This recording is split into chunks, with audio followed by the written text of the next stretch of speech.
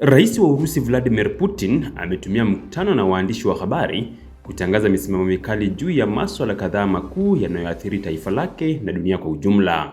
Kauli zake zimegusia changamoto za uhamiaji, uhusiano na Marekani, hali ya Mashariki ya Kati, vita vya Ukraine na mipango ya kijeshi ya siku zijazo.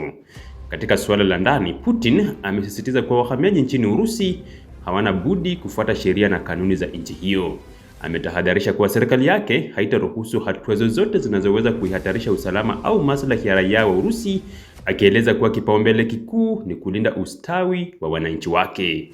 Kuhusu mahusiano ya kimataifa, kiongozi huyo ameashiria kuwa mazungumzo na Marekani bado yanaendelea katika misingi ya makubaliano yaliyowahi kufikiwa Anchorage, Alaska. Hata hivyo, ameweka wazi kuwa changamoto bado zipo na kwamba Urusi haitakubali kudharauliwa katika meza ya mazungumzo. Katika suala la mkataba wa nyuklia wa START, Putin amesema Urusi iko tayari kurefusha endapo Marekani itaona umuhimu wake, lakini amesisitiza kuwa ikiwa Marekani haitaupa kipaumbele, basi hata Urusi haitaona ulazima wa kuendelea nao.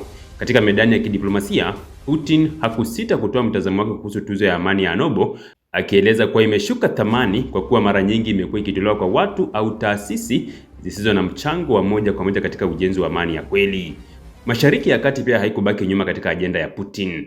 Ameonyesha kuwa Urusi iko tayari kushiriki kikamilifu katika mchakato wa kuhakikisha Gaza inapata suluhu ya kudumu baada ya makubaliano ya amani. Ameunga mkono mpango wa Trump kuhusu eneo hilo, lakini akasisitiza kwamba suala la kuundwa kwa taifa la Palestina ndilo kipengele cha msingi kinachopaswa kushughulikiwa.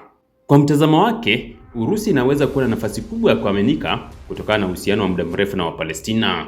Katika mzozo wa Ukraine, Putin ametahadharisha kuwa iwapo Marekani itapeleka makombora ya Tomahawk kwa Kiev, basi Urusi italazimika kuimarisha ulinzi wake wa anga. Onyo hili linaonyesha kuendelea kwa mivutano mikali kati ya Moscow na Washington, huku vita vya Ukraine vikibaki kama uwanja wa ushindani wa kijeshi na kisiasa kati ya mataifa makubwa. Zaidi ya hayo, rais huyo ametangaza kuwa Urusi ipo mbioni kuzindua silaha mpya ya kisasa ambayo amewahi kuizungumzia hapo awali. Tangazo hili limeibua wasiwasi na hamu duniani, kwani mara nyingi urushaji wa taarifa kama hizi kutoka Moscow huashiria mabadiliko makubwa katika mizani ya nguvu za kijeshi za kimataifa. Kauli za Putin zimebeba ujumbe mzito kwa wananchi wa Urusi na pia mataifa mengine makubwa.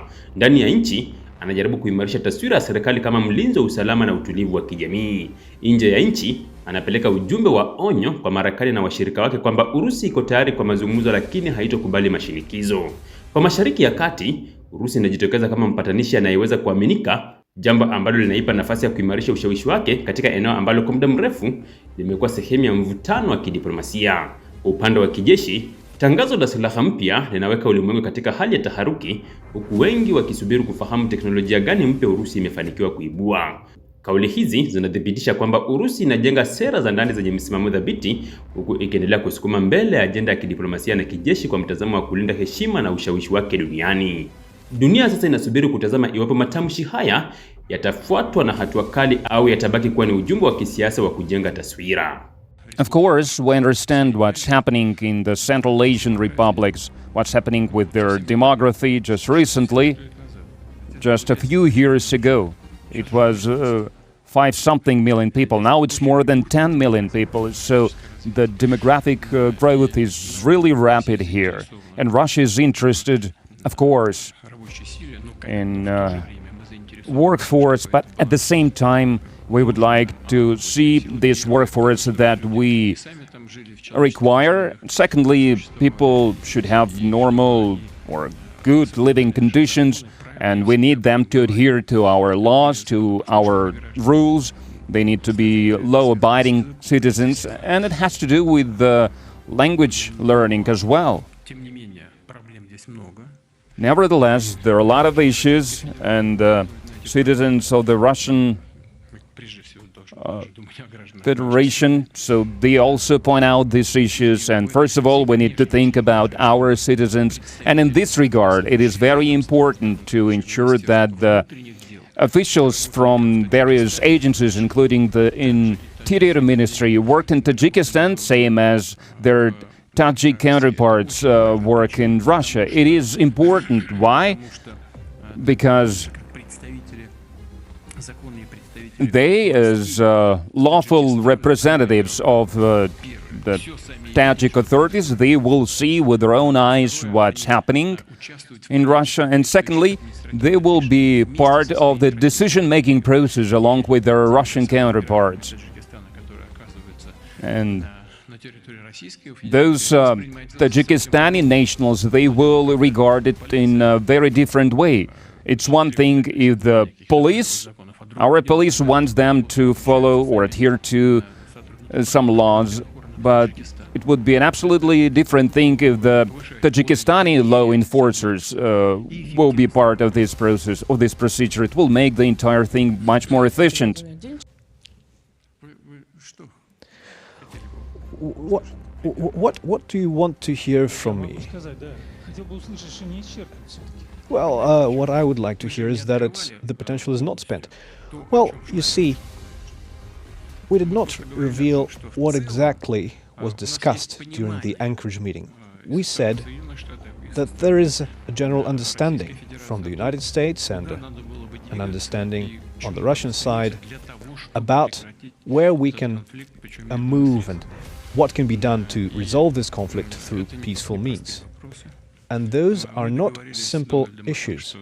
So we agreed with Donald that I will go back to Moscow and think about this issue and consult with my allies, and he said the same. This is a complicated set of questions that require a thorough review, but we're still grounded in that discussion that took place in Anchorage. We don't change anything here, and we still believe there is a work to be done on all of the sides, but we're still within the framework of the agreements reached in Alaska. As to Trump and the Nobel Prize, it's not up to me to decide who should win the prize. And I don't think anyone present here will object, or anyone from your audience will object, when I say that there have been cases when the Nobel Prize Committee gave the Peace Prize to people who did nothing for peace.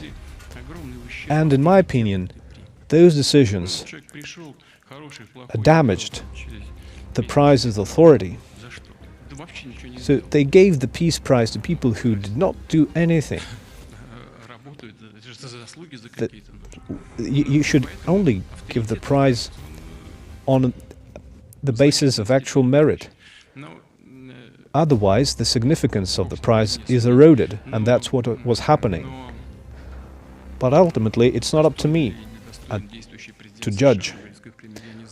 And I don't know whether the current US president is worthy of the prize, but he really is doing a lot to resolve the complicated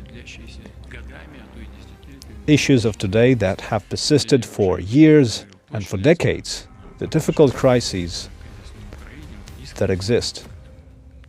And it is the case with the crisis in Ukraine. He's genuinely striving to find a resolution. Some things have been done, some things haven't, and maybe we will be able to achieve more based on the Anchorage talks.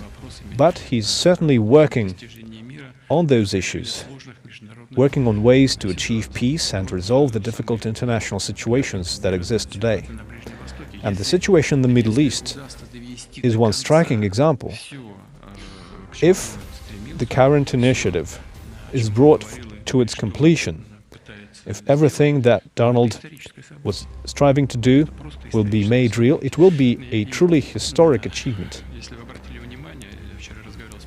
And you may have noted that I talked with the Prime Minister of Iraq, who is now presiding at the League of Arab States, yesterday, and we agreed to move the meeting between Russia and the Arab League. And I did that because I don't want to interfere in the current process that I hope has now gained traction, a process that has been made possible with a very important role played by Donald Trump. and that is certainly an achievement.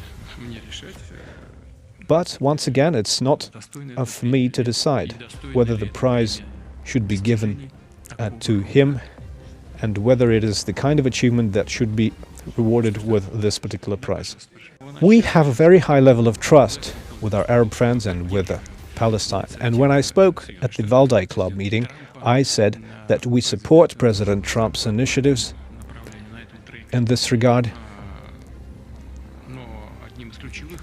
But one of the key issues here, one of the truly key issues is the creation of a Palestinian state. And it's certainly a forward-looking issue. I am not familiar with all the details of the current proposals, but I know that they speak of transferring power to the Palestinian administration, to the Palestinian Authority, the creation of a local militia to ensure security, and the level of trust that exists between Russia and our Arab friends, and our Palestinian friends first of all, is a means, I believe, that our participation could be meaningful. And if our friends believe that it is so, then we will be happy to take part. We have been involved for decades, and I think Russia has things to say and things to propose to help resolve those issues that will inevitably arise as the agreements are implemented. But the Americans are saying that